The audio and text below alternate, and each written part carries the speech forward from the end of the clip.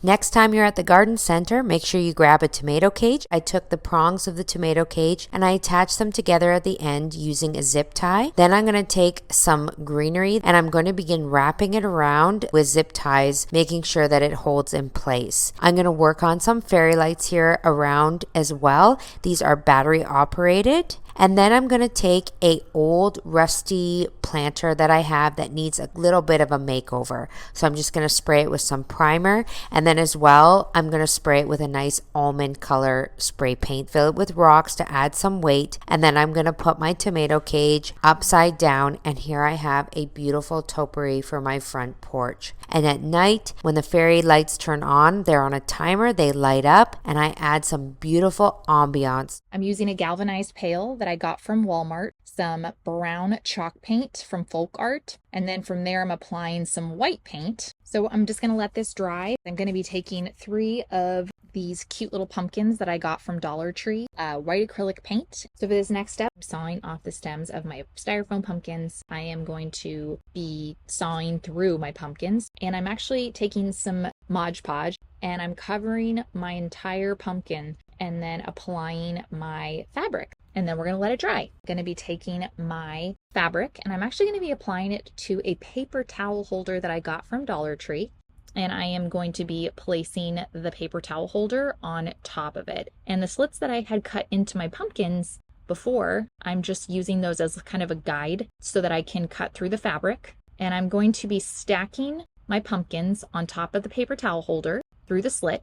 And then I'm applying the moss with hot glue. I had a branch from my backyard and then I used hot glue to apply it to the top pumpkin. I hope this inspired you to create your own pumpkin Dollar Tree topiary for your home. I have one of those foam crafting pumpkins and I want to make a hole in the top of this one and also in the bottom. Smaller pumpkin, and I'm going to cut a hole in the bottom. I have my drill and I have a longer drill bit on it, and I'm gonna just drill some holes around each of the pumpkins. And I'm just taking a small amount of brown paint and I'm just following the ridges of the pumpkin. I'm taking a small string of Christmas lights. I'm gonna pop some in there, and then I'm just gonna put the whole thing into the top of the middle pumpkin and run it out the bottom. And I'm gonna glue the pumpkins together. And now I'm gonna add a stem. I cut some bittersweet vine from my backyard and I'm just gonna wrap it around the sections of the pumpkins. And here's our little pumpkin topiaries at night.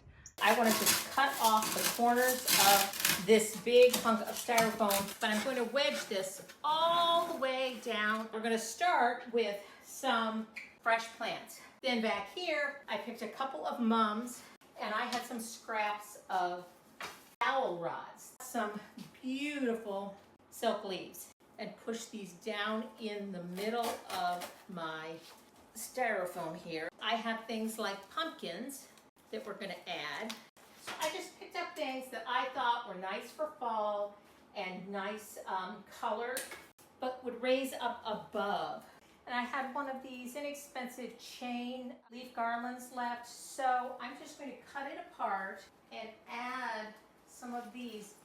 Here is my beautiful urn, and it just adds so much down here at the bottom of my steps. Time to break out of jail. That is, the Walmart ball jail. You also need some green reindeer moss. Start by spray painting the Walmart ball with moss green spray paint. Separate the large pieces and stretch out any chunks that are thick. With a can of general spray adhesive, spritz a small portion of the ball with the adhesive. Take a small patch of green moss and press it onto the ball in the sticky area. Press and hold for a few seconds to make sure it sticks.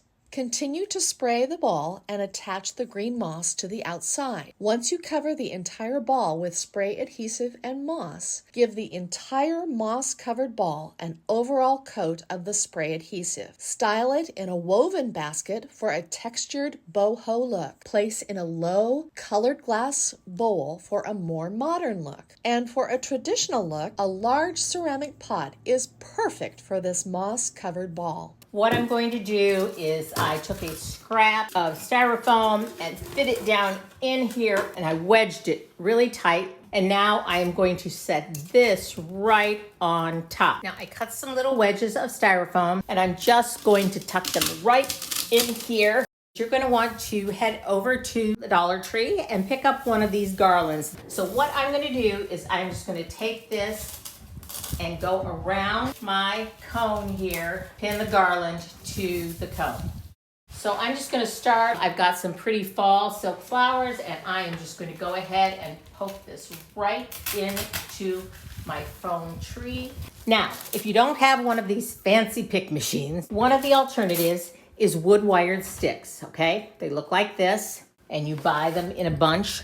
What you do is you put the wood wired stick up next to your stem, and you take this wire and you wrap the wire around the stem really tightly and around the green stick. At the end, you must wrap it just around the stick at least a couple of times, and then that won't come off. See, I can stick this right in. Here is a leaf that has just a stem that's not firm enough to stick into our styrofoam. We only need a little bit of this skewer, and we're going to put that stick right up next to the leaf, and then we're going to take the floral tape and wrap it around the leaf and around the skewer, and now you will be able to add that really easily. I'm just going to go ahead and keep building this up.